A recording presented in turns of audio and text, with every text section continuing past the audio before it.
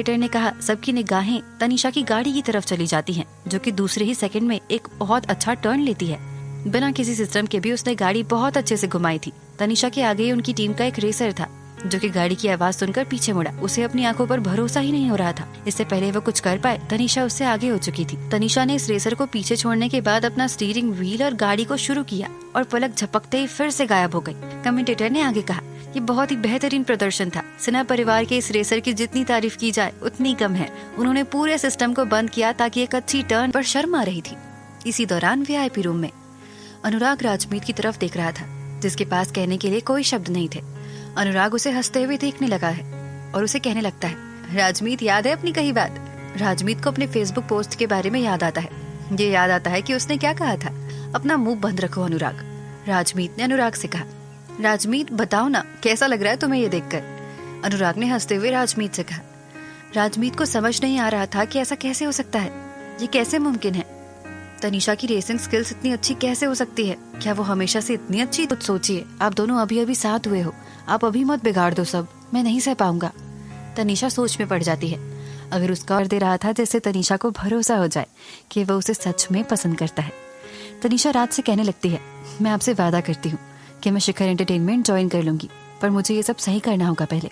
राज ने तनीषा से कहा, कोई बात नहीं, कॉन्ट्रैक्ट तैयार है, आप पढ़ लेना और देख लेना कि कुछ करना है या नहीं उसमें, आप कभी भी साइन कर सकती हैं। तनीषा ने राज की बात मानते हुए कहा, क्या मैं किसी और को भी साथ ला सकती हूँ? मैं अपने असिस्टेंट और मैनेजर को लेकर आना चाहती हूँ, वो दोनों बहुत अच्छे हैं अपने काम में।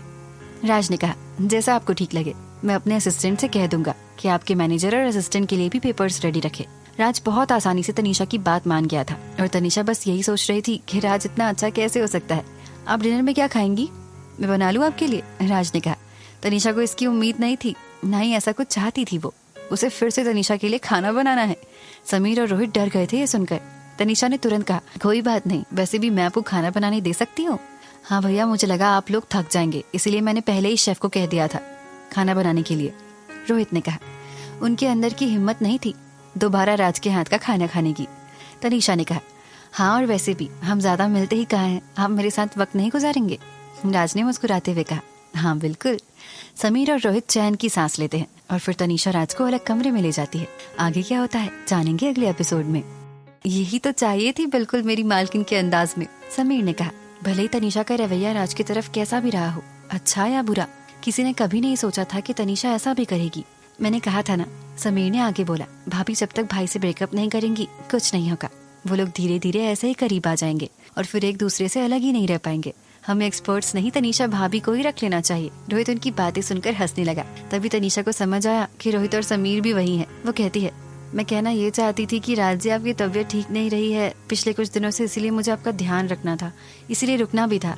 आपके भाई भी आपके लिए काम छोड़कर रुक सकते हैं, तो आपकी गर्लफ्रेंड कैसे नहीं? राज ने हंसते हुए कहा, कोई बात नहीं, अगर आपका और कोई भी इरादा हो तो भी आपको कोई जाने के लिए नहीं कहेगा यहाँ से, आपकी मर्जी के बिना। आगे क्या होता है जानेंगे अगले एपिसोड में। तनीषा ने ऐसा कुछ नहीं सोचा था जब उसने पहली बार राज के साथ रुकने का फैसला किया था, पर तनीषा को ऐसा लग रहा था जैसे राज को गलत समझ आया है। शायद उसके ऐसे कहने का तरीका गलत था। कोई भी गलत समझता। क्या राज ये सोच रहा था कि तनीषा के दिमाग में कुछ और चल रहा है? पर ऐसा कुछ नहीं था। वो बस राज का ध्यान रखना चाहती थी। पर ये सब अब समझने में बहुत देर हो गई थी। समीर काफी खुश था और उसने खुशी खुशी में कहा, बड़ी भाभी, मैं आपके साथ घर जाकर आपका सामान लेकर आता हूँ। वैसे भी आप थोड़ी वक्त तो रुकेंगी ही, जब तक भैया थोड़े ठीक नहीं हो जाते। तनीषा ने मुस्कुराते हुए हाँ में सर हिलाया और फिर समीर ने कहा, अभी काफी देर हो गई है, मुझे सामान लेने के लिए थोड़ा वक्त लगेगा और मुझे मेरे दोस्त ने वो घर दिलवाया था, तो उसे भी बताना होगा अगर वो मुझे छोड़ना ही है, कुछ दिन के लिए ही सही। राज ने कहा, कार्तिक? तनीषा ने राज की तरफ देखा और बोला, हाँ कार्तिक, पर आपको उसका नाम कैसे पता? राज ने कहा, आपने बताया था एक बार। तनीषा को ऐसा कुछ भी याद नहीं था कि वो कार्तिक के बारे में जिक्र करे, पर शायद उसकी जुबान से निकला होगा, तनीषा ने सोचा। राज ने बोला, आप उसे बता देना और पैकिंग खत्म होने के बाद मुझे कॉल कर लीजिएगा, मैं आपको लेने आ जाऊंगा। ठीक है, तनीषा ने कहा। तनीषा वापस अपने अपार्टमेंट जाती है। पहले उसने सोचा था कि कार्तिक से सुबह मिलेगी, पर जैसे ही वो सीढ़ियों की तरफ बढ़ती है वो कार्तिक से टकराती है। तनीषा की आवाज में खुशी थी जब उसने कहा, हाय कैसे हो तुम? कार्तिक थोड़ी गंभीर आवाज में पूछता है, तुम इतनी देर से क्यों आई? तनीषा ने कहा, अरे मुझे तुम्हें बहुत अच्छी खबर देनी है, तो मुझे ट्रीट देना उसके लिए। कार्तिक ने कहा, मैं क्यों दूं तुम्हें ट्रीट? तनीषा ने कहा। क्योंकि मैं वो कंपटीशन जीत गई। क्या तुम्हें सेलिब्रेट नहीं करना मेरे साथ? कार्तिक ने कहा। भूल जाओ, मैं कंगाल हो जाऊंगा ऐसे अगर तुम्हें हर बार ट्रीट देता रहा तो। बहुत छोटी सी रेस थी ये, तुम मांग भी कैसे रही हो ट्रीट? कार्तिक को पता था कि तनीषा अपने परिवार की टीम से रेस में हिस्सा ले रही है, पर न ही उसने रिजल्ट जानने की कोशिश की और न ही रेस देखने गया। कार्तिक ने आगे पूछा, तुमने बताया नहीं, तुम इतनी देर से क्यों आई हो? तनीषा ने जवाब दिया, मैं देर से क्यों नहीं आ सकती? कार्तिक ने इस बात पर बोला, मुझे लगा था तुम्हारी शूटिंग खत्म हो गई है और रेस भी जल्दी ही निपट गई थी। कोई इतना खास दोस्त भी नहीं है तुम्हारा, तो तुम इतनी देर से कैसे आई? तनीषा कार्तिक के बदले बर्ताव को देखकर चौंक गई थी। वो ऐसे कैसे बात कर रहा है? तनीषा ने कहा, हाँ भले ही ऐसा कोई खास दोस्त नहीं है, पर मेरा बॉयफ्रेंड है। कार्तिक को तनीषा की बात पर भरोसा ही नहीं हुआ। तुमने क्या कहा? तनीषा ने दोबारा बोला, बॉयफ्रेंड। कार्तिक ने तनीषा से कहा, तुम नशे में हो? तनीषा थोड़ी चिढ़कर बोली, मैं नशे में क्यों होंगी, मेरा सच में बॉयफ्रेंड है। तनीषा को पहले लगा कि राज के साथ सब कुछ ज्यादा दिन की बात नहीं है, इसीलिए उसने कार्तिक को बताया नहीं था, पर अभी के हालात अलग है। वो जल्दी ही ब्रेकअप नहीं कर सकती उसके साथ। कार्तिक दोस्त था उसका, इसीलिए तनीषा को उससे कुछ छुपाना नहीं था। कार्तिक को तनीषा की बात सच लगती है और वो बोलता है, हाँ, और उस बॉयफ्रेंड का नाम रोहित सिंह है। कार्तिक को इससे फर्क नहीं पड़ा था, क्योंकि वो भी जानता था कि रोहित तनीषा का फेवरेट है। तनीषा ने कहा, नहीं रोहित नहीं, उसका बड़ा भाई राज सिंह। कार्तिक एक पल के लिए चौंक गया, जैसे उसे भरोसा ना हो तनीषा की बात पर, और उसने दोबारा बोला, कौन राज सिंह? दोबारा बताना। रोहित का बड़ा भाई राज सिंह, तनीषा ने कहा, और मोहित चुप हो जाता है। एक पल के लिए ये शौक था कार्तिक के लिए, पर फिर उसने कहा, सच में लड़कियां कितनी मूडी होती हैं। तुम तो पहले कहती थी कि तुम्हें रोहित पसंद है और उसके अलावा कोई पसंद आ नहीं से रहा, अब क्या हुआ? कार्तिक को लगा कि अब तनीषा का कोई और फेवरेट है। वो तनीषा के पड़ोस में रहता था, तनीषा उससे कैसे छुपा सकती थी? इसके अलावा वो बहुत वक्त से तनीषा को जानता था। जो एक बार जो करने का सोचती है वो वही करती है, अपने रास्ते से नहीं भटकती है। वो अभी अपने काम को पूरा करने का ध्यान लगा रही थी। वो कैसे रिलेशनशिप में जाकर फिर से खराब करेगी? अंश के जाने के बाद उसे बहुत चोट पहुंची थी, वो कैसे दोबारा इतनी जल्दी किसी रिश्ते में आ सकती है? तनीषा को कार्तिक की बातें सुनकर गुस्सा भी आ रहा था और बुरा भी लग रहा था। जब भी वो सोच रही थी कि उसकी बात मानता क्यों नहीं। तनीषा ने कहा, मैंने अपना मन नहीं बदला है, बस बॉयफ्रेंड बदला है। सच में राज मेरा बॉयफ्रेंड है, तुम्हें भरोसा क्यों नहीं होता? तनीषा कार्तिक की बात समझ रही थी। अचानक से ऐसे अगर वो कहेगी तो कौन ही मानेगा? तुम ये कहना चाहती हो कि सिंह कॉर्पोरेशन का मालिक पागल और अंधा है? ये कैसे हो सकता है? कार्तिक ने तनीषा से कहा। तनीषा गुस्से से कार्तिक की तरफ देखती है और बोलती है, और बार ये बात कहना। कार्तिक भी तनीषा की उन गुस्से भरी आंखों से डरता था।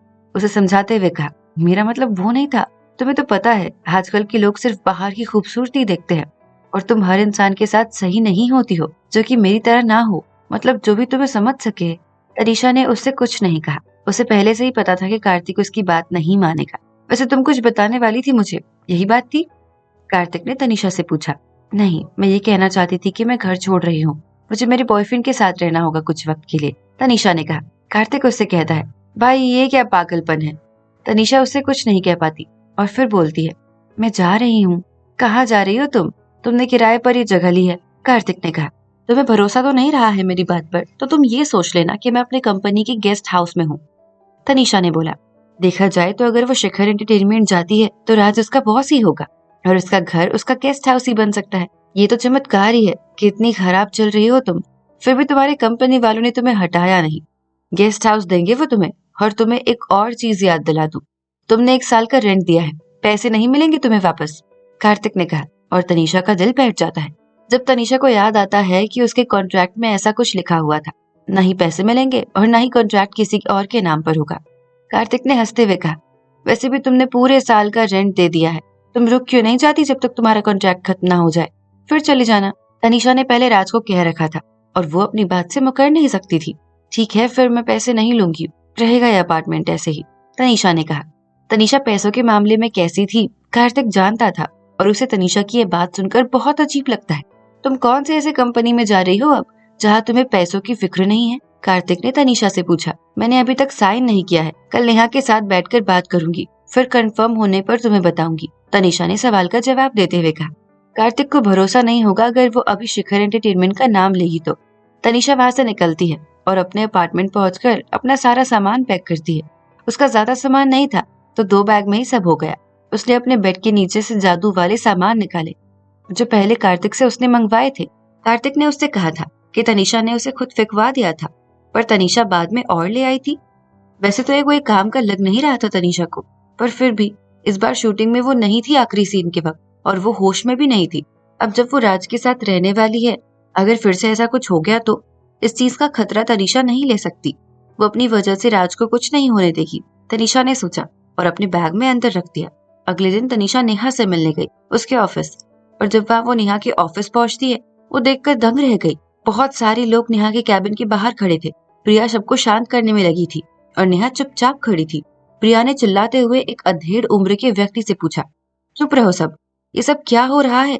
तुम लोग नेहा मैम का सामान कैसे निकाल सकते हो बाहर? उस आदमी ने कहा, ये सब क्या हो रहा है?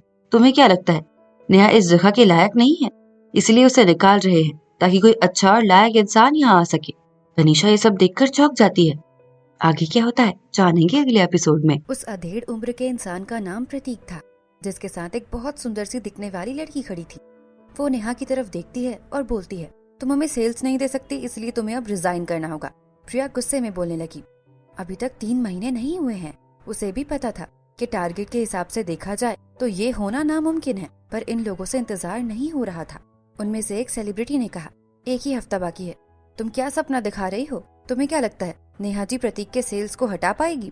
देखो सपने फिर। एक और सेलिब्रिटी ने कहा, सही कहा, प्रतीक सर को बहुत पैसे मिल रहे हैं और उनकी सेलिब्रिटी की 2 अच्छी मूवी आने वाली है और एक ड्रामा में फीमेल लीड भी कर रही है, और तुम्हारा उनसे क्या मुकाबला?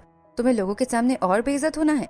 नेहा कुछ भी कर ले तनीषा के लिए, उसकी वजह से कभी नेहा को अपनी जगह वापस नहीं मिल पाएगी। यहाँ प्रतीक सर को कुछ मत कहो। सच में तनीषा को मूवी मिली भी तो एक सपोर्टिंग रोल में मिली, अभी तक मूवी आई भी नहीं है और वो चर्चे में है। शनाया के सामने उसकी परफॉर्मेंस कुछ भी नहीं होगी।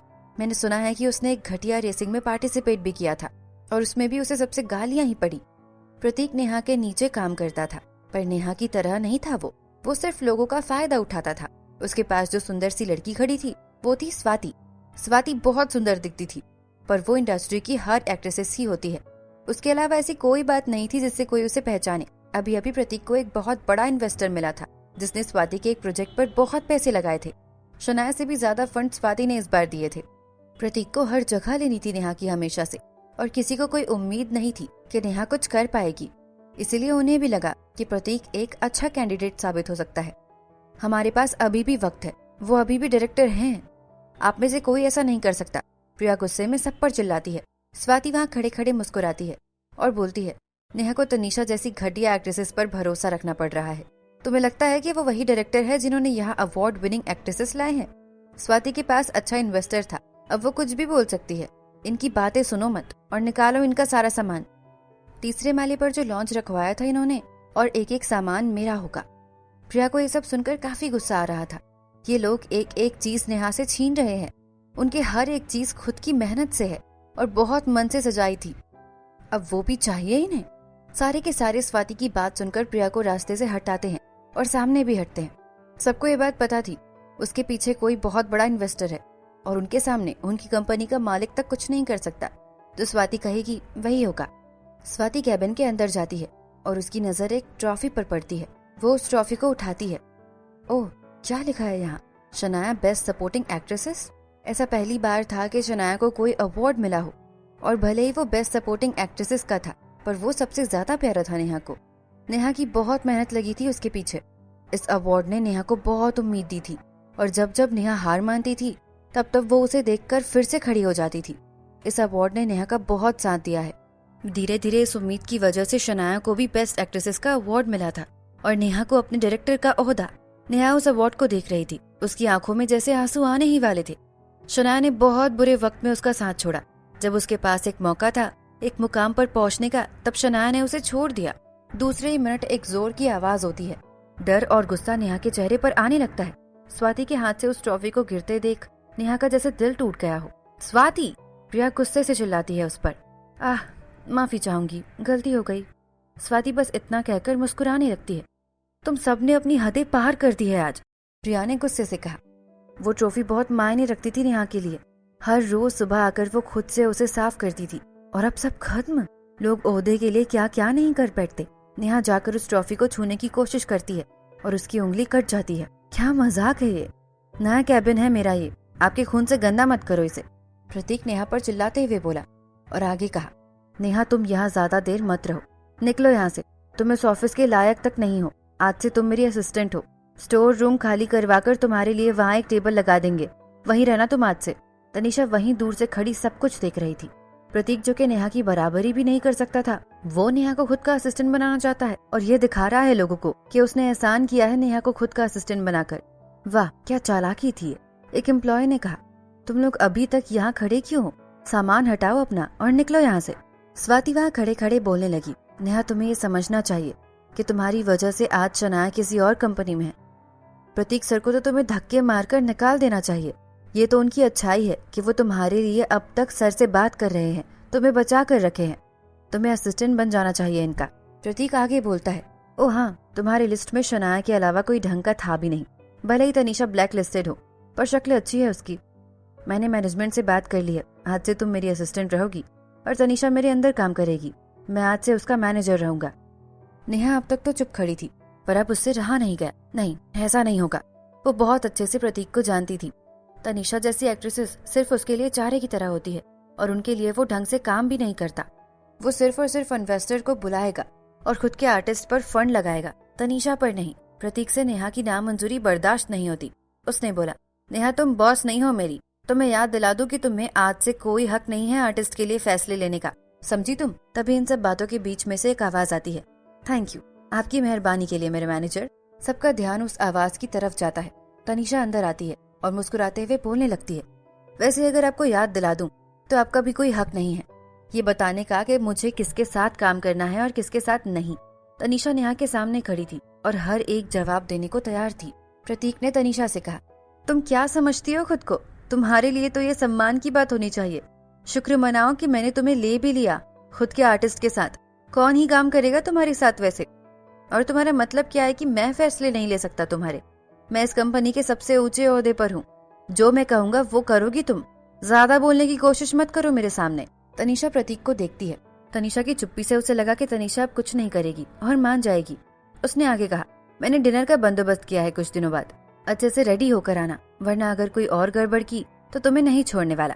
तनीषा ने कहा, तुम सिर्फ एक डायरेक्टर हो और एक बात याद मैं दिलाती हूँ तुम्हें, मैं तनीषा कपूर हूँ और मुझे तुम क्या, तुम्हारा बॉस तक नहीं बोल सकता कि क्या करना है और क्या नहीं। और जहाँ तक की बात रही तुम्हारे ओहदे की जिस पर घमंड कर रहे हो, मैं अभी के अभी अपना कॉन्ट्रैक्ट तोड़ती हूँ। प्रतीक को समझ नहीं आया कि उसने क्या कहा। क्या कहा तुमने? तुम कॉन्ट्रैक्ट तोड़ोगी? तनीषा को झुक के रहना चाहिए कि उसे कोई काम भी दे दे। उसकी हिम्मत कैसे हुई ये कहने की? कोई उससे पूछेगा तक नहीं। प्रतीक सिर्फ उसकी नाकामी का इस्तेमाल करके सबसे फंड्स लेता स्वाति के लिए, और शायद प्रतीक उसे कुछ पैसे भी दे दे। उसे शुक्र मनाना चाहिए और वो कॉन्ट्रैक्ट तोड़ेगी। जी सर। आगे क्या होता है जानेंगे अगले एपिसोड में। प्रतीक के अलावा प्रिया और नेहा भी तनीषा की बात सुनकर चौंक गए थे। प्रिया डर के मारी तनीषा का हाथ पकड़ती है और उससे कहती है, तनीषा ये क्या कह रही हो तुम? तुम्हें कॉन्ट्रैक्ट तोड़ना है? पागल हो गई हो क्या तुम? भले नेहा की कंपनी छोटी सी थी, पर ये तनीषा के लिए वो छत थी जो उस वक्त तनीषा के सर पर रही थी जब कोई और उसे नहीं ले रहा था। कुछ वक्त पहले तुम्हारे पास कोई काम नहीं था, तुम सब भूल गई हो क्या? तनीषा से प्रिया ने कहा। स्वाति को भी तनीषा की बात सुनकर काफी गुस्सा आता है।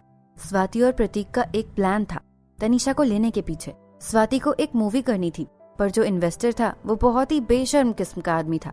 ऐसा कहा जाता था कि उसने पहले बहुत सारी एक्ट्रेसेस के साथ गलत हरकतें की है और उसके इरादे बिल्कुल भी ठीक नहीं होते थे लड़कियों के लिए। स्वाति को नहीं जाना था इन सब में, इसीलिए वो और प्रतीक उसका इस्तेमाल करना चाहते थे। किसे पता था कि तनीषा सीधा अपना कॉन्ट्रैक्ट तोड़ देगी। स्वाति की आवाज में गुस्सा था तनीषा से बात करते वक्त, जब उसने कहा, तनीषा तुम्हारी असिस्टेंट बिल्कुल सही कह रही है, सोच समझ के काम करो। तुम्हें प्रतीक सर एक मौका दे रहे हैं इन्वेस्टर से मिलने का, ये तुम्हारी अच्छी किस्मत ही है, तुम्हें दोबारा ऐसा कोई मौका नहीं मिलेगा। नेहा तनीषा की तरफ बढ़ती है और उससे पूछती है, तनीषा ऐसा मत करो, अब यहाँ हम बात कर सकते हैं, बिगड़ी नहीं है कोई भी बात। मैं बॉस के पास जाऊंगी, मुझे पूरा भरोसा है कि वो कुछ करेंगे। मैं इतने वक्त से यहाँ काम कर रही हूँ, कुछ तो समझेंगे वो भी। पर नेहा को समझ आ रहा था आखिर वो कुछ कर सकते हैं तो वो प्रतीक को इतना कुछ करने ही नहीं देती। भले ही नेहा ने उनके लिए कितनी भी मेहनत की हो, वो थी तो उनके लिए वो एम्प्लॉय जो अब कुछ नहीं कर पा रही है। तनीषा कुछ सोच ही रही थी कि तभी एक आवाज सुनाई देती है, बॉस, बॉस यहाँ आ गए हैं। एक आदमी अंदर आता है, उसकी शक्ल में गुस्सा आता है तुम लोगों ने क्या ऑफिस को बाजार समझ रखा है? क्या चल रहा है यहाँ पे? प्रतीक ने हंसते हुए बोला, बॉस आप आ गए? ये तो छोटी मोटी सी बात है, हमें आपको परेशान नहीं करना चाहिए था, मैं संभाल लूंगा। स्वाति ने गुस्से में कहा, अच्छा हुआ सर कि आप यहाँ आ गए, आप संभाल लो फिर इसे। आपको तो पता ही है ना कि नेहा की वजह से कितना नुकसान हो रहा है हमारा। उसके बाद भी उन्होंने तनीषा को अपने साथ रखा। प्रतीक सर को पता था कि नेहा जी ने इतने साल इतनी मेहनत की है, इसलिए खुद के असिस्टेंट भी बनाएंगे कहा।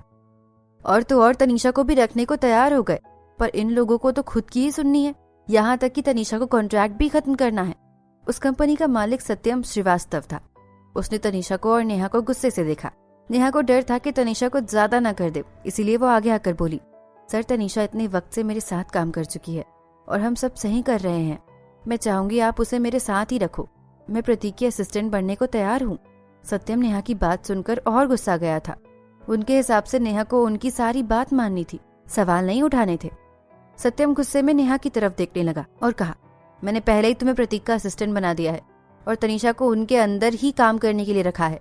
इस बारे में अब कोई बात नहीं होगी।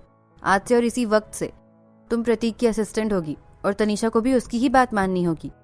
नेहा ने कभी नहीं सोचा था कि सत्यम उसके साथ ऐसा करेगा। इतने साल जो उसने काम किया, उसका नेहा को ये सिला मिला।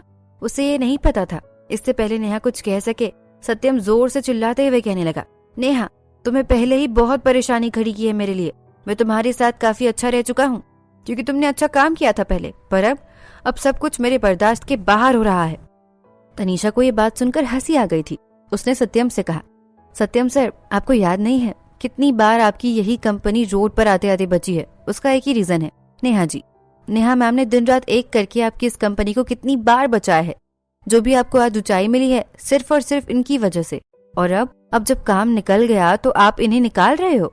सत्यम गुस्से में तनीषा से पूछता है, तुम्हें किसने हक दिया है मुझसे ऐसे बात करने का? प्रतीक आगे कहता है और अपने बॉस सत्यम से कहने लगता है, बॉस इन लोगों पर हमें अपना वक्त जाया नहीं करना चाहिए। किसने कहा कि सिर्फ नेहा ने ही इस कंपनी को सक्सेस दिलाई है? ये तो आप ही थे जिन्होंने अपनी कंपनी को अपने दिमाग की वजह से बना कर रखा। स्वाति ने तनीषा की तरफ देखकर कहा, नेहा ने सिर्फ इस कंपनी का इस्तेमाल किया है। तुम्हें क्या लगता है ये कंपनी नेहा के बिना नहीं चलेगी? तनीषा इतना घमंड ठीक नहीं है। प्रतीक सर अब डायरेक्टर हैं और बहुत आर्टिस्ट है उनके अंदर। तुम्हारी हिम्मत भी नहीं होनी चाहिए ऐसा कुछ कहने की उनसे। तुम्हें क्या लगता है तुम सच में अंश की गर्लफ्रेंड हो और रोहित को सच में तुमसे प्यार है? सपना ही देखो तुम। सत्यम ने स्वाति को चुप कराते हुए कहा, कोई बात नहीं, शांत हो जाओ स्वाति। और नेहा अगर तुम्हें कोई बात नहीं माननी तो निकल जाओ यहाँ से। नेहा जिसमें जो बची कुची उम्मीद थी वो भी खत्म हो जाती है। आगे सत्यम तनीषा की तरफ देखकर बोलता है, मैं तुम्हें एक दिन देता हूँ सोचने के लिए, सोच लो समझ लो। तनीषा ने हंसते हुए कहा, आप नेहा को निकाल रहे हो तो मैं भी नहीं रुक रही। ये कॉन्ट्रैक्ट यही खत्म। तनीषा को ये कॉन्ट्रैक्ट तोड़ते हुए बुरा भी नहीं लगा। उसके पास पहले से ही एक कॉन्ट्रैक्ट था। तनीषा के जवाब से सत्यम, प्रतीक और स्वाति तीनों को काफी गुस्सा आता है और प्रतीक उस पर चिल्लाते हुए बोलता है, तुम किसी काबिल नहीं हो। अगर उसका चेहरा अच्छा नहीं होता तो वो उसे रोकता भी नहीं। उसकी हिम्मत कैसे हुई प्रतीक के ऑफर को ठुकराने की? नेहा ने कुछ नहीं किया, वो खुद को बचा नहीं पाई और अगर वो तनीषा को रुकने के लिए कहती है वो उसे भी नहीं बचा पाती। और साथ ही प्रिया ने भी फैसला कर लिया था कि उसे क्या करना है। वो भी तनीषा और नेहा के साथ कंपनी छोड़ने का फैसला ले चुकी होती है और उसके कॉन्ट्रैक्ट के तनीषा को बहुत पैसे भरने पड़ेंगे, जिसकी चिंता नेहा को ज्यादा थी। तनीषा नेहा और प्रिया का हाथ पकड़ती है और वहां से चली जाती है। नेहा, तनीषा और प्रिया अपना सामान उठाते हैं और वहां से चले जाते हैं। उन्हें जाते देख स्वाति ने कहा, प्रतीक सर तनीषा के अंदर इतनी हिम्मत कैसे आई कॉन्ट्रैक्ट खत्म करने की? उसे कुछ बेहतर मिल गया है क्या, वरना उसमें इतनी हिम्मत कैसे आती?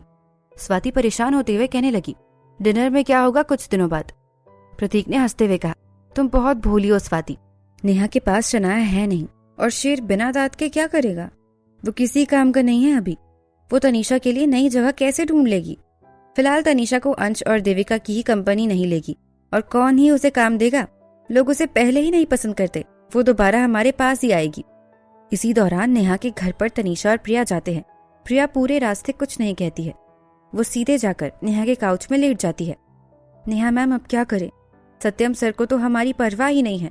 वो तो हमारी बात तक नहीं सुन रहे हैं। सिर्फ स्वाति और प्रतीक की ही बात सुननी है उन्हें। उसकी हिम्मत भी कैसे हुई ये सोचने की कि आप उसके असिस्टेंट बनोगे? बेवकूफ कहीं का। मुझे वैसे भी रिजाइन करना होगा। तनीषा नेहा की तरफ मुड़ती है और पूछती है, नेहा मैम मुझे पहले ही करना था, पर आप में बहुत टैलेंट है, आप कहीं भी जा सकते हो, आपको यहीं क्यों रहना है? तनीषा सीधे सीधे बताना नहीं चाहती थी कि उसके पास उनके लिए शिखर एंटरटेनमेंट का ऑफर है। नेहा ने कहा, तुम जितना आसान समझ रही हो काश उतना ही आसान होता, पर अफसोस नहीं है। प्रिया ने तनीषा से कहा, तुम बहुत वक्त से नहीं हो यहाँ, इसलिए तुम्हें नहीं पता। ये सत्यम बेहद ही घटिया किस्म का आदमी है। वो किसी भी ऐसे इंसान को नहीं छोड़ता जो उसकी कंपनी छोड़े, चाहे वो मैनेजर हो या सेलिब्रिटी। वो किसी को नहीं बख्शता, और अगर उसने कुछ कर दिया तो बहुत मुश्किल हो जाएगी। कोई हायर नहीं करेगा हम तीनों में से किसी को भी। शनाया के पास देविका की कंपनी थी, हमारे पास ऐसा कुछ नहीं है। तुम्हारी रेप्यूटेशन पहले ही इतनी खराब है, तुम्हें नहीं फर्क पड़ेगा, पर नेहा के लिए बहुत बड़ी बात है ये। प्रिया ने तनीषा को पूरी बात समझाई। भले ही उसके शब्द थोड़े खराब थे, पर तनीषा को नहीं फर्क पड़ा, वो जानती थी। प्रिया ऐसे ही समझाती है। नेहा ने फिर कहा, कॉन्ट्रैक्ट अगर उन लोगों ने तोड़ दिया तो चीजें बिगड़ जाएंगी, और मैं भी फिर तुम्हारी मदद नहीं कर पाऊंगी। आगे क्या होता है जानेंगे अगले एपिसोड में। नेहा और प्रिया बहुत उदास लग रहे थे, और उनकी अभी की सिचुएशन ऐसी भी नहीं थी कि वो लोग कुछ सोच भी सके। नेहा प्रिया की तरफ देखती है और उसे समझाने की कोशिश करती है कि उसे अब वापस जाना चाहिए, पर प्रिया ने कहा, नेहा मैम, आप मुझे कुछ नहीं कह सकती इस बारे में। मैंने पहले ही कहा था, आप जहाँ जाएंगी मैं भी वहीं जाऊंगी, और अगर आप रुकी तो मैं भी रुकूंगी। कुछ भी हो जाए मैं आपको नहीं छोड़ रही। नेहा कुछ नहीं कह सकती थी, वो चुप रही। तनीषा ने प्रिया और नेहा के चेहरे को पढ़ा और कहा, नेहा मैम, प्रिया, मुझे आपसे कुछ पूछना था। नेहा ने बोला, हाँ कहो, क्या बात है? मैं सोच रही हूँ जब इन लोगों के साथ खत्म हो ही गया है कॉन्ट्रैक्ट, तो हम शिखर एंटरटेनमेंट ज्वाइन कर सकते हैं। क्या आप लोग करना पसंद करोगे? प्रिया और नेहा दोनों चुप हो जाते हैं। तनीषा कौन से सपने देख रही है? कमरे में एक अजीब सी शांति होती है। इसमें थोड़ा सा वक्त लगता है प्रिया को समझने में कि तनीषा कह क्या रही है। उसने हंसते हुए कहा, तुम क्या अपने मानसिक संतुलन खो चुकी हो? ऐसे ऐसे सपने देखने लगी हो आजकल। तुम्हें पता भी है कि शिखर एंटरटेनमेंट कितनी बड़ी कंपनी है और किस लेवल के स्टार्स है वहाँ। शनाया बहुत अच्छी एक्ट्रेसेस है, फिर भी उसे शिखर एंटरटेनमेंट नहीं, हाउस ऑफ मिलियन मीडिया मिला। तुम्हें पता भी है तुम क्या कह रही हो? तनीषा ने कहा, शिखर एंटरटेनमेंट इतना अच्छा है क्या? प्रिया ने जवाब दिया, और नहीं तो क्या, वो कोई छोटी मोटी कंपनी भी नहीं है। वो सिंह परिवार की बहुत सारी कंपनी में से एक है। रोहित सर की कंपनी है वो, और आधे से ज्यादा लोग वहाँ जाना चाहते हैं। सबसे ताकतवर कंपनी है वो। राज सिंह इतना बड़ा बिजनेसमैन है और बहुत लड़कियां मरती है उसके पीछे। वो इन सारे बिजनेस के मालिक है। तनीषा उसकी सारी बातें सुन रही थी। उसको काफी अच्छा लग रहा था कि प्रिया और बाकी सब राज को इतना मानते हैं। मैं जानती हूँ राज सिंह के बारे में, तनीषा ने कहा, और उसने आगे बोला, तो क्या आप लोग मेरे साथ ज्वाइन करेंगे? तनीषा, तुम्हारा सच में दिमाग खराब हो गया है, प्रिया ने कहा। उसके अंदर बिल्कुल भी हिम्मत नहीं थी कि वो तनीषा को और समझाए। उसने कहा, उठ जाओ नींद से तनीषा, ये सब सच नहीं है। तुम ऐसा सोच भी कैसे सकती हो अपनी घटिया सी एक्टिंग के साथ? नेहा मैम, ये पागल हो गई है, और अगर मैंने सच में ऐसा कर लिया हो तो? तनीषा ने पूछा। प्रिया ने हंसते हुए मजाक में कहा, तुम जो बोलोगी वो कहूंगी। तुम ही मेरी माँ आज से। इतनी कम उम्र में मेरी बेटी होगी? कोई बात नहीं, तनीषा ने मजाक मजाक में कहा। तनीषा ने कॉन्ट्रैक्ट निकाला अपने बैग से और नेहा और प्रिया के सामने रखा। शिखर एंटरटेनमेंट की कॉन्ट्रैक्ट में जिसमें तनीषा का नाम लिखा हुआ था। प्रिया ने तनीषा के हाथ से कॉन्ट्रैक्ट छीना और सामने से देखा। उसे कॉन्ट्रैक्ट के बारे में वैसे तो कोई जानकारी नहीं थी, पर फिर भी उसका नाम देखकर वो चौंक गई थी। नेहा मैम, देखिए जरा, प्रिया ने नेहा को कागज थमाते हुए कहा। नेहा को भी अपनी आंखों पर भरोसा नहीं हो रहा था। तनीषा, क्या तुमने नकली कागजात बनवाए थे? तनीषा से प्रिया ने पूछा। मेरा क्या फायदा होगा नकली कागज बनाकर? तनीषा ने कहा। प्रिया को इस बात में कोई शक नहीं था। तनीषा ऐसा कर भी नहीं सकती। क्या ये कॉन्ट्रैक्ट असली है? तनीषा ने 2 और कॉन्ट्रैक्ट निकाले बैग से और कहा, ये आपका कॉन्ट्रैक्ट है नेहा मैम, और ये प्रिया तुम्हारा। ये मेरे असिस्टेंट का कॉन्ट्रैक्ट है। प्रिया और नेहा एक दूसरे को देख ही रहे थे। ऐसा लग रहा था जैसे कोई भगवान हो जिन्होंने इनकी मदद की हो। नेहा ने तनीषा की तरफ देखते हुए पूछा, तनीषा, ये क्या हो रहा है? नेहा को नहीं पता था कि आखिर तनीषा को ये कॉन्ट्रैक्ट मिला कैसे। नहीं सिर्फ खुद के लिए बल्कि उसके और प्रिया दोनों के लिए। शिखर एंटरटेनमेंट ऐसे ही किसी को नहीं ले लेता। बहुत ही अव्वल दर्जे के आर्टिस्ट ही सिर्फ आ सकते हैं उसमें। नए सेलिब्रिटीज भी सिर्फ वही जो काफी टैलेंटेड हो, और फिर उनके मैनेजर कैसे आ सकते हैं? तनीषा उन्हें सच्चाई कैसे बताए? वो किसी को भी अपने और राज के बारे में नहीं बता सकती थी जो कि इसी इंडस्ट्री से हो। उसने कहा, मैं खुद शौक थी, शायद उनको मेरा टैलेंट दिखा होगा इसलिए ये भेजा। प्रिया ने कहा, वो लोग पागल हो गए जो तुम्हें ले रहे हैं? कैसे कर रहे हैं वो ये? तनीषा ने कहा, अपनी माँ से ऐसे बात करोगी? चलो इज्जत से बोलो। प्रिया चुप हुई। सच में अब उसे तनीषा को इज्जत देनी होगी। वो लोग पागल हो गए जो आपको लेंगे, कैसे कर सकते हैं ऐसा वो? तनीषा से प्रिया ने बहुत प्यार से कहा। अचानक से नेहा के फोन पर एक नोटिफिकेशन आता है और वो सुन सी पड़ जाती है। तनीषा और प्रिया उसकी तरफ देखती हैं और प्रिया ने उससे पूछा, क्या हुआ नेहा मैम? नेहा ने कहा, तनीषा का कॉन्ट्रैक्ट खारिज कर दिया है और उन लोगों ने मुझे निकाल दिया। प्रिया को ये सुनकर बहुत गुस्सा आता है और वो बरस पड़ती है। वो घटिया लोग, वो आपको कैसे निकाल सकते हैं? वो प्रतीक खुद को समझता क्या है? वो पहले तो जुबान ही खोलती थी उसकी, अब ऐसे कर रहा है जैसे उसने बहुत एहसान किया हो नेहा मैम पर। नेहा मैम ने इतनी मेहनत की और ये सलाह? नेहा ने कुछ नहीं कहा और उसे बुरा लगा था ये देखकर कि उसकी सच में कोई इज्जत नहीं है। तनीषा ने हंसते हुए कहा, शांत हो जाओ प्रिया, तुम्हें नहीं लगा था कि ऐसा होगा? प्रतीक चाहता ही है कि हम ऐसा करें जो वो चाहता है, हम उसके पास रोते हुए जाए ताकि वो हमारी जिंदगी बर्बाद कर सके। तनीषा ने कहा, ये तो शर्म की बात है, उन्हें पता भी नहीं है हमारे पास क्या है। प्रिया शांत थी। तनीषा सच कह रही थी। ये सिर्फ अच्छा उपाय ही नहीं था, ऐसा उपाय था जो उन लोगों ने कभी नहीं सोचा था। नेहा और प्रिया एक दूसरे को देखते हैं। फिर नेहा ने कहा, तुम्हें ये कॉन्ट्रैक्ट दिया किसने? जिसका भी हो वो बहुत अच्छी पहुंच वाला इंसान होगा, वरना मुझे और प्रिया को आने कौन देता? तनीषा ने रात से पहले ही बात कर ली थी इस बारे में, इसीलिए उसे पता था कि उसे किसका नाम लेना है। सुमेध कुमार, जो 3rd डिवीजन में है। बहुत आर्टिस्ट थे शिखर एंटरटेनमेंट में और उनमें से एक सुमेध था, बहुत सख्त। नेहा ने चैन की सांस ली उसका नाम सुनकर। अच्छा वो है, मैंने सुना है उसके बारे में। बहुत खड़ूस और अजीब सा आदमी है वो, बहुत अलग तरह के एक्टर्स के साथ काम करता है। उसकी सेल्स बहुत अच्छी नहीं है पर बहुत सच्चा और नेक इंसान है, तो दिक्कत नहीं होगी।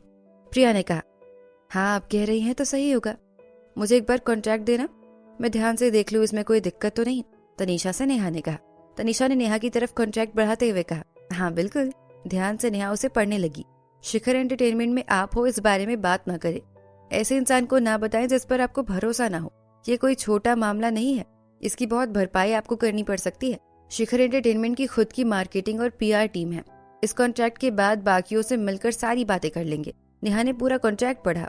ठीक है, थैंक यू तनीषा, कोई दिक्कत नहीं है इसमें। नेहा ने तनीषा को कॉन्ट्रैक्ट देते हुए कहा और आगे बोला, ये बिल्कुल वरदान है पर दिक्कतें भी है इसमें। बहुत बड़ी बात है ये हमारे लिए, पर आगे बहुत मुश्किलें होगी हमारे लिए। बहुत सारी एजेंसीज से नेहा को ऑफर आ चुके थे पहले, पर शिखर एंटरटेनमेंट एक बहुत बड़ी बात थी। कभी उसने नहीं सोचा था कि ऐसा होगा। उसने कभी भी ये नहीं सोचा था कि वो अपनी कंपनी को छोड़ेगी या उससे ऐसे निकाल देंगे। नेहा को तनीषा का ये भरोसा देखकर बहुत अच्छा लगा था। उसने कहा, थैंक यू तनीषा, मुझ पर भरोसा करने के लिए।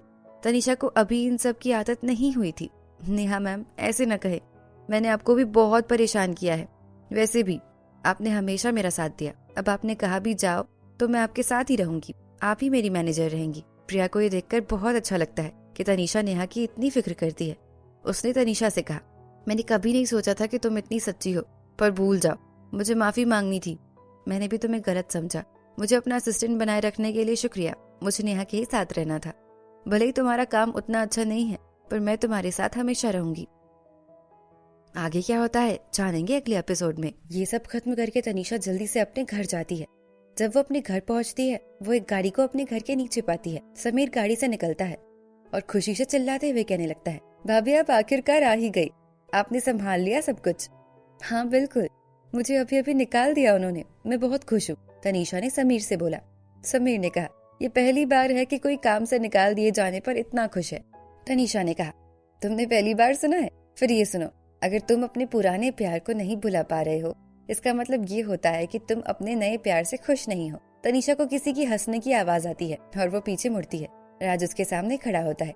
तनीषा को पता ही नहीं था कि राज उसकी बातें सुन रहा है। उसने कहा, राज जी आप भी यहाँ हैं? उसने हंसते हुए कहा, हाँ जी, और लगता है जैसे आप अपने नए प्यार से बहुत ही खुश हैं।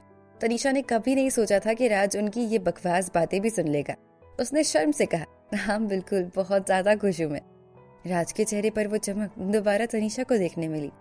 ओह हाँ समीर, आप राज को क्यों लेकर आ गए? ये सब काम बहुत थका देने वाला होता है और अभी उनकी तबीयत भी ठीक नहीं है, समीर से तनीषा ने कहा। समीर को ये सुनकर अच्छा नहीं लगता। वो अकेले ये सारा काम करेगा अब? उसके भैया और कमजोर। तनीषा को पता भी नहीं उनके ताकत के बारे में, पर समीर ने कुछ नहीं कहने का सोचा। अब तनीषा अगर ये सोचकर राज के साथ रह पाएगी तब और क्या ही जरूरत है। राज तनीषा की तरफ देखता है और कहने लगता है, कोई बात नहीं समीर, आपकी सामान में मदद करेगा, मैं बस आपको लेने आया हूँ। तनीषा उसकी बात सुनकर बहुत खुश हो जाती है। वो चाहे कितनी बार भी खुद को समझाए कि उसे प्यार में नहीं पड़ना, वो खुद को कितना रोकेगी जब उसके सामने राज हो। समीर राज और तनीषा को देखकर चुप रहता है और धीरे से खुद में कहने लगता है, इतना प्यार बर्दाश्त नहीं हो रहा, अब बचाओ मुझे कोई। तनीषा का सारा सामान वो लोग ऊपर से नीचे ला रहे थे, क्योंकि तनीषा ने सब सामान पहले ही बांध लिया था। राज लिविंग रूम में खड़ा था। उसके पूरे घर को वो लैंप की तरफ देखता है जहाँ पर कुछ वार्निंग लिखी थी तनीषा ने, और वो याद कर राज को मन ही मन मुस्कुराता है। वो नोट अभी भी उस लैंप पर था। समीर उससे पूछता है, भाभी आपको अभी भी लैंप चाहिए? और उसमें ये नोट क्या लगा है? बिल्कुल पास मत जा। समीर नोट पढ़ ही रहा होता है कि तनीषा उससे लैंप छीन लेती है और कहने लगती है, नहीं मुझे जरूरत नहीं है उसकी, मैं अभी फेंक दूंगी। ठीक है, तनीषा से समीर ने कहा, और फिर उसने एक बैग उठाया जिसके सामान में उसकी नजर जाती है। वो तनीषा से पूछता है, भाभी इसमें लहसुन क्यों रखा है आपने? इसे क्या करना है आपको? तनीषा ने उस लहसुन को समीर के हाथ से लिया और कहा, खाना है मुझे और कुछ। समीर तनीषा के हाव भाव समझ नहीं पाया, और तनीषा है वो, उसकी भाभी, कैसे गलत हो सकती है वो? समीर ने कहा, हाँ लहसुन अच्छा होता है, कीटाणु मारता है वो, ब्लड प्रेशर ठीक रखता है और कोलेस्ट्रॉल भी। आप अपनी सेहत का इतना ध्यान रखती हो भाभी? रखना पड़ता है, तनीषा ने कहा। चलो बच तो गई वो, अच्छा बहाना था ये। समीर और सामान निकालने लगता है। लकड़ी की तलवार, और ये क्या अजीब सी तावीज? बड़ी भाभी ये सब किस लिए? समीर को एहसास हुआ कि कोई भी लड़कियों वाला सामान तनीषा के पास उस हिसाब से था ही नहीं। ये सब चीजें अजीब थी। तनीषा डर जाती है कि अब उसे क्या कहना चाहिए। उसे नहीं समझ आ रहा था। ये गहनों जैसा कुछ है, पुराने जमाने के सामान, मुझे उनका शौक है इसलिए, तनीषा ने सोचते हुए कहा। ध्यान से रखना इन्हें। गहने? समीर ने कहा।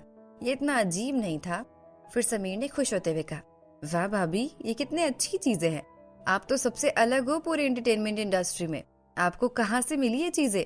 मैं भी लूंगा। मुझे वेबसाइट बताओ आप। तनीषा को समझ नहीं आता और वो चुपचाप समीर की बातें सुनती है। ये बच्चा मजाक कर रहा है, पर समीर इन सबको देखकर बहुत खुश था। वो मजाक तो नहीं करेगा। वेबसाइट बताओ ना भाभी, समीर ने दोबारा पूछा। समीर उन चीजों को देखकर मुस्कुराते हुए कहता है, ये बहुत अनोखी चीजें हैं। तनीषा चुप रहती है। ये लोग इतने अजीब क्यों हैं? सबका टेस्ट इतना अजीब क्यों है इनके परिवार में? समीर ने कहा, भाभी और भी कुछ लाना है अंदर से? तनीषा ने समीर से बोला, हाँ कुछ बैग है शायद, देख लो। समीर अंदर जाता है और तनीषा राज को पानी देती है और कहती है, आप थोड़ा आराम कर लो राज जी। राज ने कहा, बिल्कुल। तनीषा समीर को देख रही होती है और पानी लेने जाती है। वो जब पानी लेकर वापस आती है तो देखती है कि राज के चेहरे पर सिकन थी।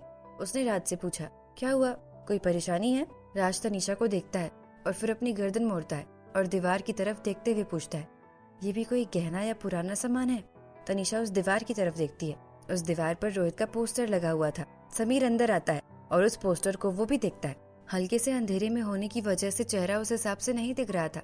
समीर ने जो पोस्टर दिया था वो तनीषा के सामान के साथ ही था। उसकी हिम्मत नहीं थी कि वो निकाल कर रख ले। ये पोस्टर काफी पुराना था और उसने यहाँ आने के बाद भी उसे लगाया था। इसके बारे में तनीषा को बिल्कुल भी याद नहीं था। तनीषा की तरफ समीर देखता है और उसकी तरफ बढ़ता है और उसके पास जाकर कान में कहने लगा, बड़ी भाभी आप अचानक से भैया के साथ हमारे घर पर आना चाहते हैं, रहना चाहते हैं, इसीलिए तो नहीं कि रोहित भैया है वहाँ। तनीषा ये सुनकर चौंक जाती है। ये कैसी चीजें सोच रहा है समीर?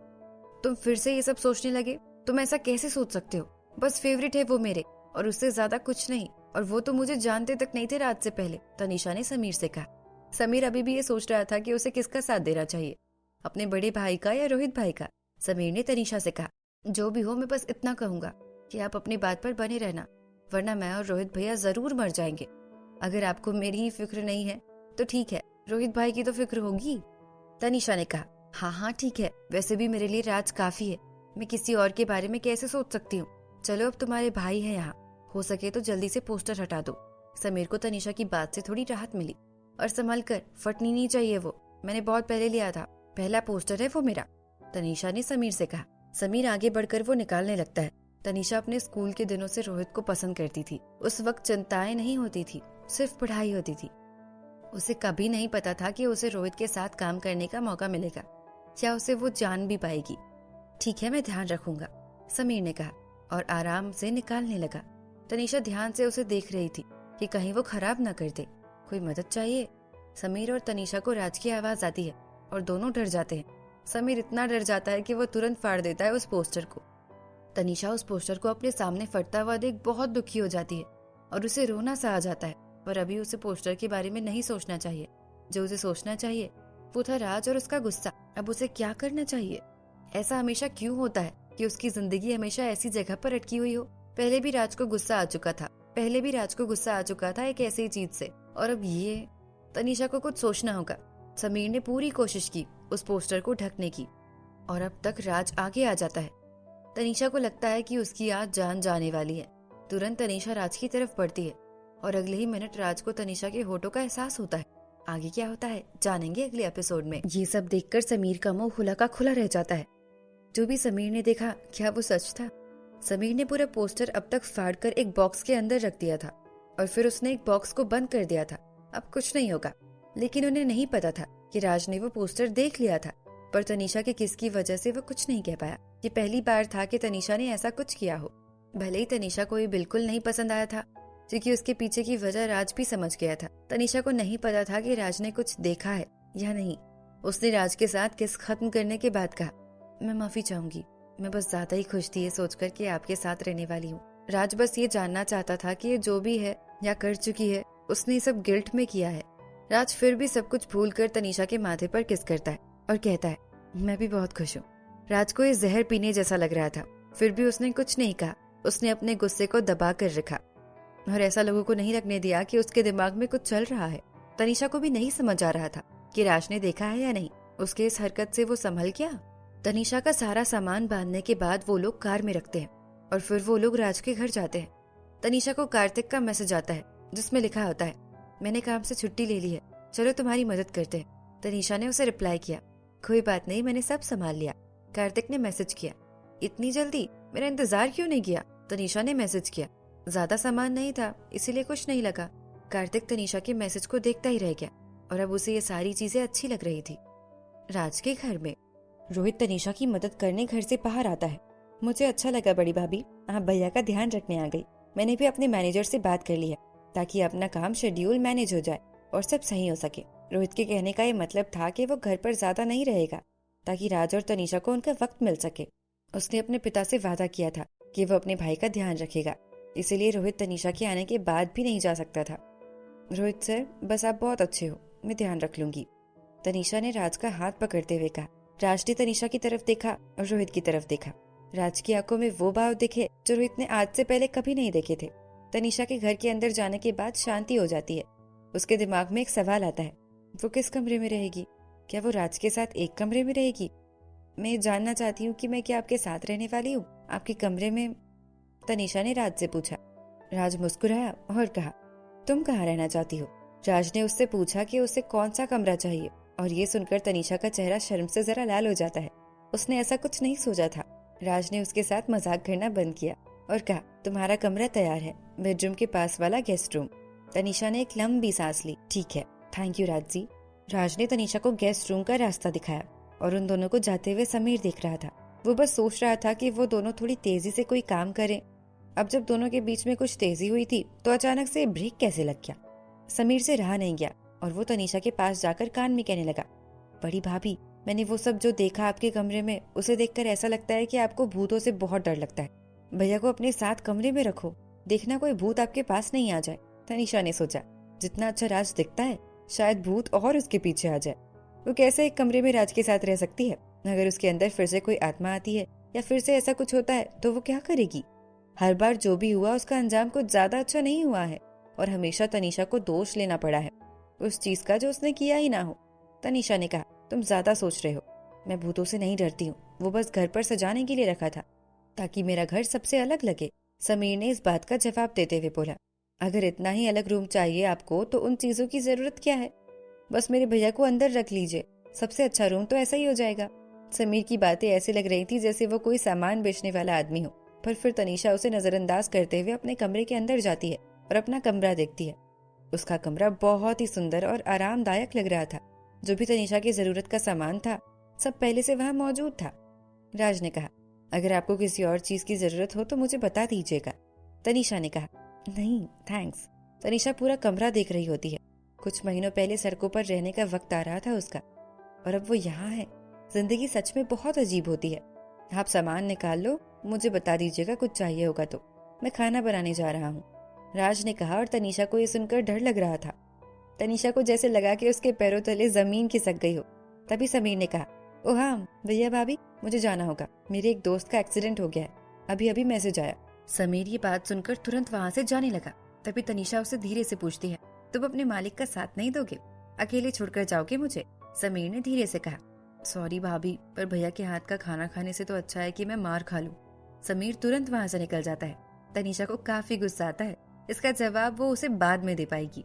तनीषा अपनी आखिरी उम्मीद पर ही टिकी थी, जो कि रोहित था।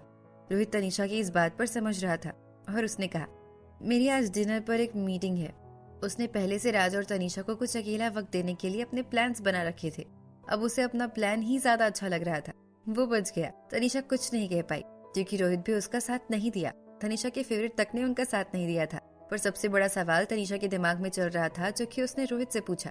तनीषा किचन की तरफ देख रही थी कि तभी तनीषा रोहित से पूछती है, राज को पता नहीं चलता है कि वो इतना खराब खाना बनाते हैं? रोहित थोड़ी देर के लिए शांत हो गया और कहा, बड़े भाई को किसी चीज का टेस्ट पता ही नहीं चलता बचपन से। तनीषा ये सुनकर चौंक जाती है। क्या? हाँ, सबके सब अंतर बता सकते हैं हर एक टेस्ट का, पर भैया नहीं, और उन्हें पसंद भी नहीं कि उनकी किसी भी चीज के बारे में बात हो, रोहित ने तनीषा से कहा। तनीषा ने सोचा कि इसलिए राज को खाने का टेस्ट नहीं पता चला। तनीषा ने पूछा, क्या ये ठीक नहीं हो सकता? मैं जानता नहीं हूँ, जब से मैंने देखा है तब से भैया ऐसे ही है, और मुझे जहाँ तक लगता है वो पैदा ही इस बीमारी के साथ हुए थे। उन्हें हमारे लिए खाना बनाना पसंद है, इसीलिए हम खा लेते हैं। रोहित ने तनीषा को सारी बात बताई। पहले रोहित भी राज के साथ ही रहता था, पर फिर वो भी बर्दाश्त नहीं कर पाया, और तनीषा को अब लग रहा था कि समीर भी घर इसीलिए छोड़कर गया है। रोहित को उसके मैनेजर का कॉल आता है और उसको वहाँ से जाना पड़ता है। मुझे जाना पड़ेगा भाभी, मैं माफी चाहूंगा, रोहित ने तनीषा से कहा। ठीक है, कोई बात नहीं, तनीषा ने रोहित से कहा और रोहित वहाँ से चला गया। तनीषा किचन की तरफ जाती है और राज को खाना बनाते हुए देखती है। उसे राज के लिए बहुत बुरा लग रहा होता है और तनीषा की फिक्र देखकर अच्छा भी। वो चाहती थी कि वही आज जाकर खाना बना ले, पर उसे नहीं पता था कि राज कैसे रिएक्ट करेगा, इसीलिए बस वहाँ खड़े रहकर राज को देखती है। खाना ही तो है, क्या फर्क पड़ता है, तनीषा ने सोचा। आगे क्या होता है जानेंगे अगले एपिसोड में।